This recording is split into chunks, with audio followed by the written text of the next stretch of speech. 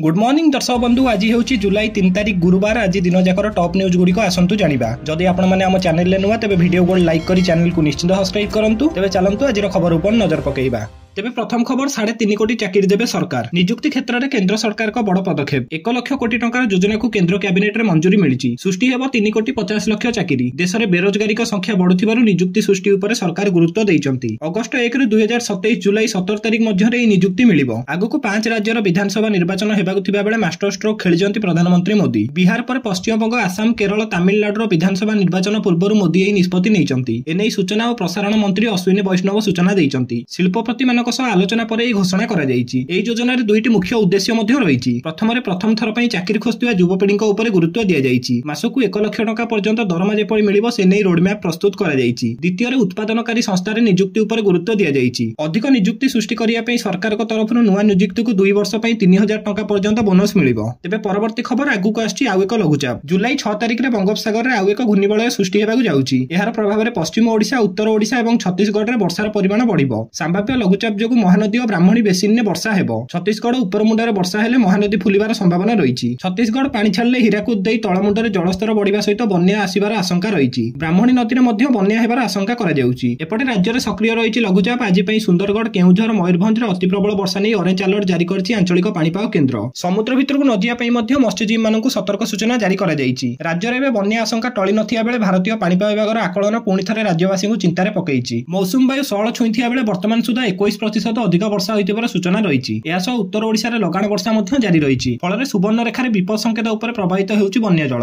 एबे पुणी जिल्ला रे प्रबल वर्षा हबो बोली आईएमडी पक्षरु आकलन करा जाइछि। तेबे परवर्ती खबर कोरोना टीका नुहे हृदघातर कारण। कोविड टीका नुहे हृदघातर कारण एनै केंद्र स्वास्थ्य मंत्रालय पक्षरु स्पष्ट करा जाइछि। 40 दिन रे 22 जनकर हृदघात रे जीवन जाइछि, जहा कोविड टीकार पार्श्व प्रतिक्रिया बोली अभियोग करथिले कर्नाटक मुख्यमंत्री। किंतु एनै स्वास्थ्य मंत्रालय पक्षरु स्पष्ट करिबा सहित कोविड टीकार हृदघात सहित कोनोसी संबंध नै बोली कुआ जाइछि। Indian council of medical research एवं एम्स पक्षरु करा जाइथिबा गवेषणारु जणा पड़छि जे कोविड टीका हृदघात सहित कोनोसी संपर्क नै बोली अध्ययनरु स्पष्ट होईछि। देश रे 18 रु 45 वर्षीय युवपीढ़ी हृदघातर शिकार हेउतिबार देखियाकु मिलुछि। आईसीएमआर एवं एम्स गवेषणारु जणा पड़छि जे जीवन शैली एवं पूर्व समस्या जोगु हृदघात रे जीवन जाउछि। 19 टी राज्य एवं केंद्रशासित अंचल रे 2023 मे रु अगस्त मध्य रे करा जाउथिबा अध्ययनरु या जणा पड़छि। एही अध्ययन 2021 अक्टोबर रु 2023 मार्च मध्य रे सुस्थ देखा जाउथिबा लोक मानक मध्य रे हठात मृत्यु को नै गवेषणा करा जाइथिला। तेबे काहे केवल हृदघात रे जीवन जाउछि तार प्रकृत कारण खोजिया पई आईसीएमआर एवं एम्स मिलित भाबे कार्य करुचंती। तेबे परवर्ती खबर 11 रे ओडिशा आसीबे राहुल। 11 तारिख रे ओडिशा आसीबे राहुल गांधी। एनै सूचना दैचंती पीसीसी सभापति भक्तचरण दास। पूर्वरु जुलाई 9 तारिख रे राहुल गांधी ओडिशा आसीबे बोली कुआ जाउथिला, किंतु वर्तमान एही तारिख रे परिवर्तन होईछि। 11 जुलाई रे ओडिशा आछंती राहुल गांधी। राहुल को सहित कांग्रेस दलर अध्यक्ष मल्लिकार्जुन खड़गे मध्य ओडिशा ग्रस्त करि पारंती बोली कुआ जाउछि। भुवनेश्वर रे कांग्रेस तरफरु हेबाकु जाउछि बड़ समावेश, जेउथिरे शामिल हेबे राहुल गांधी और दलीय अध्यक्ष। किंतु वर्तमान एही तारिख रे परिवर्तन होईछि। 11 जुलाई रे ओडिशा आछंती राहुल गांधी। राज्य रे आईन शृंखला परिस्थिति एवं वर्षकर सरकार विफलता को नै समावेश करिवो कांग्रेस।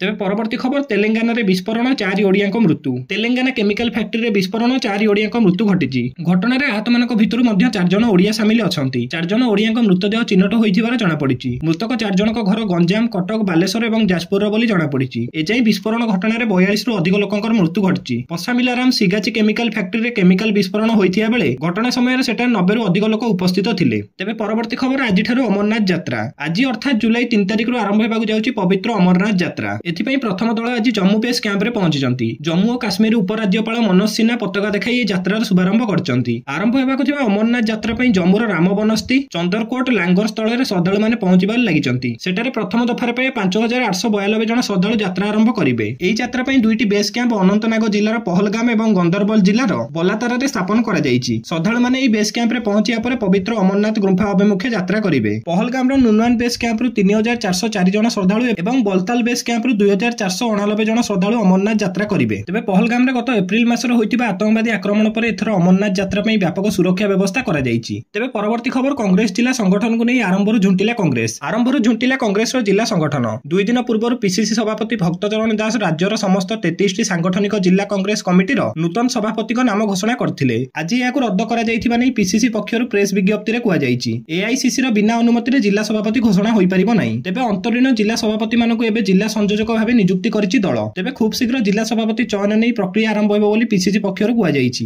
ତେବେ ପରବର୍ତ୍ତୀ ଖବର, ବନ୍ୟା ପ୍ରଭାବିତ ଅଞ୍ଚଳକୁ ପାଣି ଘେରରୁ ଉଦ୍ଧାର କରୁଛି ଓଡ୍ରାଫ୍ ଟିମ୍। ଉତ୍ତର ଓଡ଼ିଶାର ବାଲେଶ୍ୱର ଏବଂ ମୟୂରଭଞ୍ଜ ଜିଲ୍ଲାରେ ଲଗାଣ ବର୍ଷା ଯୋଗୁଁ ସୁବର୍ଣ୍ଣରେଖା, ବୁଳାବଳଙ୍ଗ ଏବଂ ଜଳକା ଭଳି ପ୍ରମୁଖ ନଦୀର ଜଳସ୍ତର ବୃଦ୍ଧି ପାଇବା ପରେ ବନ୍ୟା ପରିସ୍ଥିତି ଦେଖାଯାଇଥିଲା। ଏହି ପରିପ୍ରେକ୍ଷୀରେ ବନ୍ୟା ପ୍ରଭାବିତ ଉଭୟ ଜିଲ୍ଲାର ବ୍ୟାପକ ଉଦ୍ଧାର ଏବଂ ରିଲିଫ୍ କାର୍ଯ୍ୟରେ ନିରନ୍ତର ନିୟୋଜିତ ଅଛନ୍ତି। ଓଡ୍ରାଫ୍ ଟିମ୍ ଲୋକଙ୍କ ଧନଜୀବନକୁ ସୁରକ୍ଷା କରିବାର ପ୍ରମୁଖ ଭୂମିକା ଗ୍ରହଣ କରିଥିବା ବେଳେ ଜଳମଗ୍ନ ଅଞ୍ଚଳରୁ ଲୋକମାନଙ୍କୁ ପାଣି ଘେରରୁ ଉଦ୍ଧାର କରି ସୁରକ୍ଷିତ ସ୍ଥାନକୁ ନେଇ ଥଇଥାନ କରିବାର ମୁଖ୍ୟ ଦାୟିତ୍ୱ ତୁଲାଉଛନ୍ତି। ଉଭୟ ଜିଲ୍ଲାର 18ଟି ବ୍ଲକରୁ ଅଦ୍ୟାବଧି 8191ରୁ ଅଧିକ ଲୋକଙ୍କୁ ଉଦ୍ଧାର କରାଯାଇ ସୁରକ୍ଷିତ ସ୍ଥାନକୁ ଥଇଥାନ କରାଯାଇଥିଲା। ତେବେ ପରବର୍ତ୍ତୀ ଖବର, ଚଳିତ ବର୍ଷ 24 ୱେବସାଇଟକୁ ବ୍ଲକ କରାଯାଇଛି। ଦିନକୁ ଦିନ ସାଇବର ଠକ ସକ୍ରିୟ ହେବାକୁ ଲାଗିଛନ୍ତି। ସୋସିଆଲ ମିଡିଆକୁ ମାଧ୍ୟମ କରିଛନ୍ତି, ଏହାଦ୍ୱାରା ସାଧାରଣ ଜନତା ଠକେଇର ଶିକାର ହେଉଛନ୍ତି। ରଥଯାତ୍ରା ପରି ବଡ଼ ବଡ଼ ଉତ୍ସବକୁ ନେଇ ସୋସିଆଲ ମିଡିଆରେ ଠକିବା ପାଇଁ ଯୋଜନା କରୁଛନ୍ତି। ଗୁଗଲରେ ଫେକ୍ ୱେବସାଇଟ ପେଜ କରି ଅନେକ ସମୟରେ ଲୋକଙ୍କୁ ଠକୁଥିବାର ଘଟଣା ସାମ୍ନାକୁ ଆସିଛି। ରଥଯାତ୍ରା ସମୟରେ ସୋସିଆଲ ମିଡିଆ ଅପରାଧୀ ପୁରୀକୁ ଟାର୍ଗେଟ କରିଛନ୍ତି। ଚଳିତ ବର୍ଷ 34ଟି ଫେକ୍ ୱେବସାଇଟ ଖୋଲାଯାଇଥିବା ନେଇ ଓଡ଼ିଶା ସାଇବର ୟୁନିଟ୍ ଠାବ କରିଛି। ସେଠାରୁ 24ଟି ୱେବସାଇଟକୁ ବ୍ଲକ ମଧ୍ୟ କରାଯାଇଛି। ଏନେଇ ସାଧାରଣ ଲୋକଙ୍କ ସଚେତନତା ପାଇଁ ସଚେତନତା କାର୍ଯ୍ୟକ୍ରମ କରାଯାଉଛି।